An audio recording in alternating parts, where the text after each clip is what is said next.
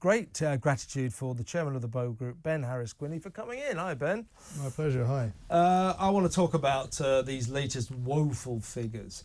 Last year, 29,437 migrants crossed the Channel illegally, and of them, we have successfully, as a nation, deported 155.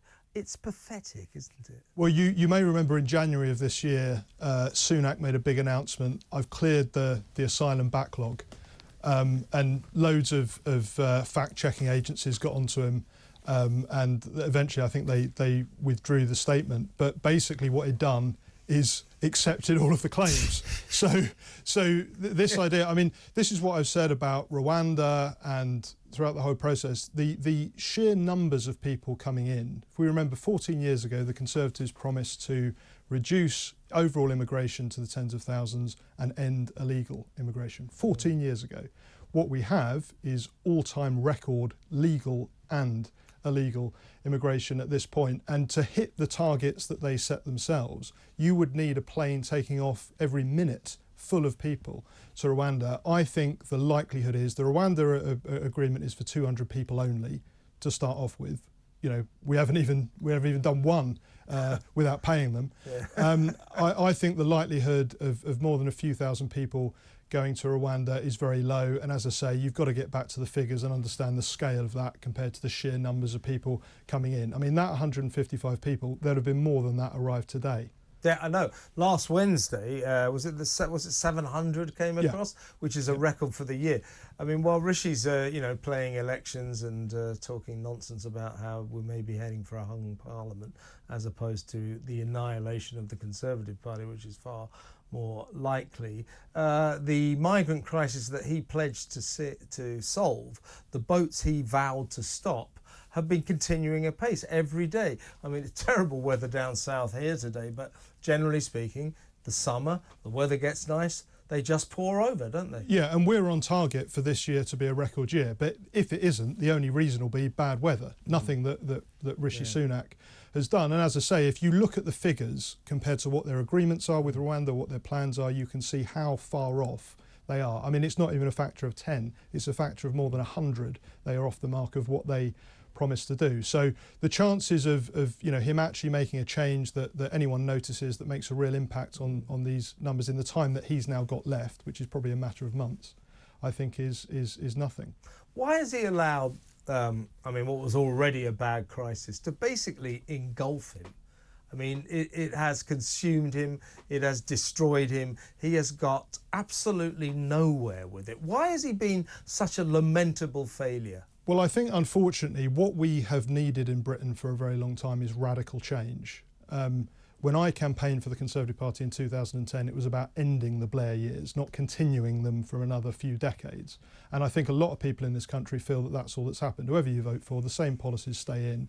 And you need a radical politician that is willing to stand up, take the heat that will inevitably come, but see it through and deliver what most people in this country want on the issue of immigration and many other issues also. And Rishi Sunak is not that man. Not that Liz Truss was, not that Theresa May was, not that Boris was. But we need a real radical change, a different way of thinking. And you're seeing this in Europe and across the West, in the US, new political forces are coming on stream that are at least engaging with the problem, engaging with the issues. But at the moment, this is all happening top down. Sunak doesn't want to do anything about immigration. He's forced to because of the amount of concern about it and the amount of the media discussion about it. And so he's doing the bare minimum. We need someone that actually wants to sort the problem out. I mean, apart from our ludicrous asylum backlog and the fact that our criteria for being accepted, for having your asylum application accepted, are clearly ludicrously soft and weak. 60% of migrants get to stay. Any other country in the world, the number of migrants allowed to stay tends to be, I think one of the Europeans, France or something, it's like 2% or something. It tends to be 2, 5, the very most 10%. We're letting 60% in.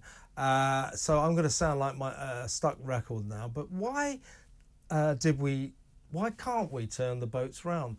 I'll tell you, in the middle of the channel, and this is what always frustrates me about this, there's, oh, you can't do that for safety reasons, people will die.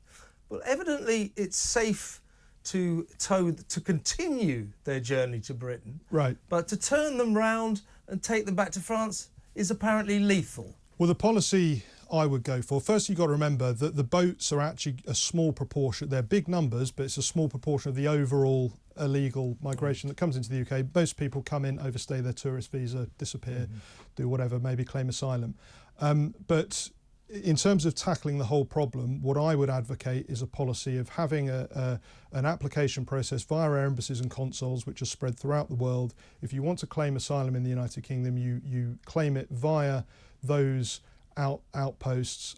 Anyone who comes here not having been cleared by an embassy or a consulate is automatically declined. And I think we absolutely need an annual cap on legal migration and an annual cap on asylum, where we say this country will accept whatever it might be, 30,000 people a year of the worst, most needy cases, and any more than that, unfortunately, because of the sheer scale of mass immigration that has gone on for the best part of the last 30 years, we cannot accept any more.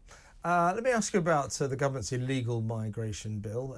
Is it the legal immigration bill? I'm not quite sure, but it's an eminently sensible idea whereby if you cross this channel, the English Channel, illegally, if you arrive on our shores in an illegal boat without a passport, totally illegally, then you automatically exclude yourself from being able to apply for asylum. Very sensible. Why would you think that Keir Starmer wants to overturn that act when he comes in? Is it because, just like Rishi, he doesn't even want to stop these migrants coming in? Well, of course he doesn't. I mean, look, you can look at these people. Really, I think most people in this country have the political antenna to look at someone like Rishi Sunak and look at someone like Keir Starmer. These are establishment people. They're not going to take radical action to solve the problem. Starmer has actually said he would like immigration to be lower, but he needs to win an election, and he knows full well that you know, he needs the support of Middle England to do that, who are very anti-mass immigration. So I think what will happen is he will get in. He might talk a good game in the run up to the election.